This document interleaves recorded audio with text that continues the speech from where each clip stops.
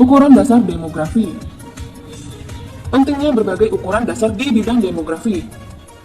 Berbagai ukuran dasar di bidang ilmu demografi, di samping untuk mengetahui seberapa tinggi atau seberapa besar kondisi yang terjadi untuk situasi kependudukan tertentu. Selain itu juga menjadi ukuran untuk melakukan evaluasi terhadap berbagai target maupun kondisi yang diinginkan pada masa yang akan datang.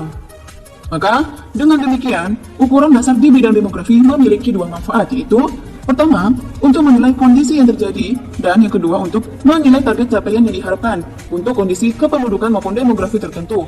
Sehingga, nantinya evaluasi terhadap berbagai program di bidang kependudukan yang telah direncanakan oleh pemerintah dapat kita ketahui pencapaiannya. Semua ukuran dasar tersebut memiliki maknanya masing-masing dan mencerminkan kondisi yang diwakilinya.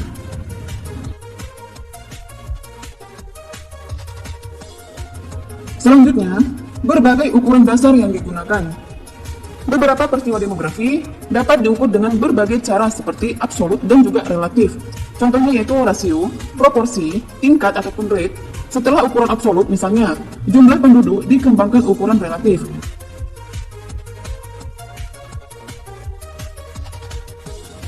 Dalam mengukur peristiwa-peristiwa demografi, perlu diketahui bahwa yang pertama, pada periode waktu mana peristiwa tersebut terjadi. Yang kedua, kelompok penduduk mana yang mengalami peristiwa tersebut. Sering dikatakan kelompok penduduk mana yang mengalami resiko untuk mengalami peristiwa tersebut. Kemudian yang ketiga ialah peristiwa apa yang diukur. Itu tadi yang perlu kita perhatikan dalam mengukur peristiwa demografi. Ketiga hal tersebut akan menentukan kelompok penduduk mana yang memiliki resiko untuk mengalami peristiwa-peristiwa tertentu. Hal ini menunjukkan bahwa tidak semua orang memiliki resiko yang sama untuk mengalami sebuah peristiwa. Berbagai ukuran yang ada salah satunya adalah rasio. Rasio didefinisikan sebagai bilangan yang menyatakan nilai relatif antara dua bilangan. Adapun beberapa contoh rasio yang sering digunakan. Pertama ada rasio jenis kelamin. Mari kita lihat contohnya di sini. Di sebuah kelas ada 15 orang murid laki-laki dan 10 orang murid perempuan. Perbandingan jenis kelamin ini adalah 15/10 sama dengan 1,5, di mana artinya 1,5 murid laki-laki dibandingkan dengan 1 orang murid perempuan. Agar tidak terjadinya pecahan desimal, maka kita kalikan dengan 100. Maka untuk anak laki-laki rasionya itu adalah 150 dibandingkan 100 perempuan. Kemudian yang kedua ialah rasio beban tanggungan. Di sini sudah ada rumusnya ya. Jumlah penduduk di bawah 15 tahun dan di atas 65 tahun dibagi dengan penduduk yang umurnya 15 sampai 64 tahun, kemudian dikalikan 100. Selanjutnya yang ketiga adalah rasio jenis kelamin menurut kelompok umur tertentu. Di sini sudah ada jelaskan rumusnya. Jumlah laki-laki pada kelompok umur I dibagi dengan jumlah perempuan dalam kelompok yang sama dikalikan 100. Itu dia ya rumusnya ya.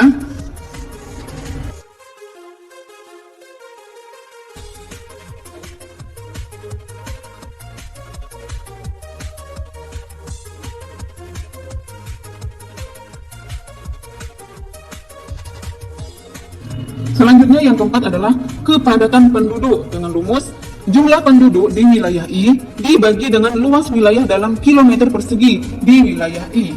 Kemudian ada juga rasio anak-anak dan wanita. Jadi rumusnya jumlah anak-anak di bawah umur 5 tahun dibagi dengan jumlah wanita umur 15 sampai 49 tahun, kemudian dikalikan 100. Ukuran lainnya adalah tingkat.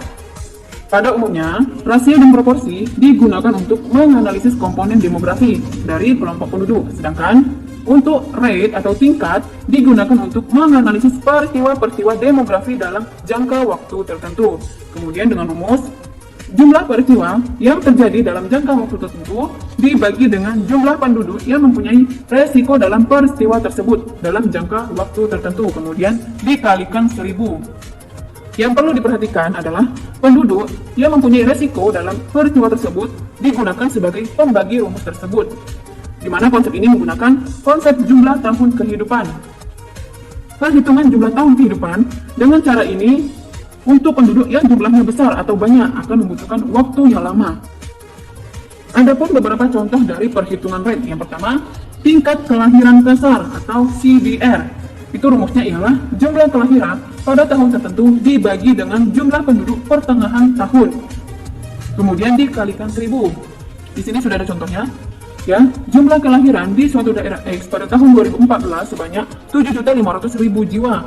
Sedangkan untuk jumlah penduduk pada pertengahan tahun sebanyak 210.300.500 jiwa. Maka untuk menentukan CBR-nya ya sesuai dengan rumusnya, 7.500.000 dibagi dengan 210.300.500 dikali 1000 dapatnya 36. Kemudian yang kedua ialah tingkat kematian kasar atau CDR. Rumusnya itu adalah jumlah kematian pada tahun tertentu dibagi dengan jumlah penduduk pada pertengahan tahun, kemudian dikalikan 1000. Di sini juga ada contohnya ya.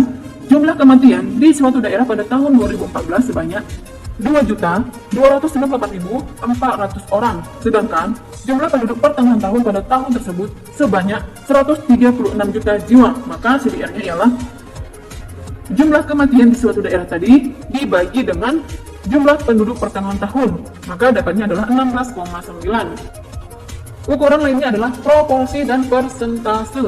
Di sini sudah ada contoh. Bila murid laki-laki dibagi oleh seluruh murid di kelas tersebut, maka hasilnya adalah proporsi murid laki-laki di kelas tersebut.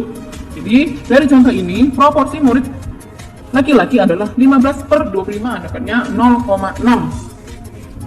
Kemudian 0,6 ini kita kalikan dengan angka 100, maka proporsi tersebut berubah menjadi persentase. Dari contoh itu kita lihat, atau bisa kita katakan ya, bahwa 60% dari seluruh murid di kelas tersebut adalah laki-laki. Kemudian, perhitungan angka pertumbuhan penduduk. Tingkat pertumbuhan penduduk adalah sebuah indikator yang sangat penting yang digunakan oleh berbagai negara di dunia untuk melihat keberhasilan masing-masing negara dalam berbagai bidang pembangunan. Untuk tingkat pertumbuhan penduduk merupakan resultante atau hasil dari 3 perubahan komponen demografi, yaitu kelahiran atau fertilitas, kematian atau mortalitas, dan migrasi atau perpindahan penduduk.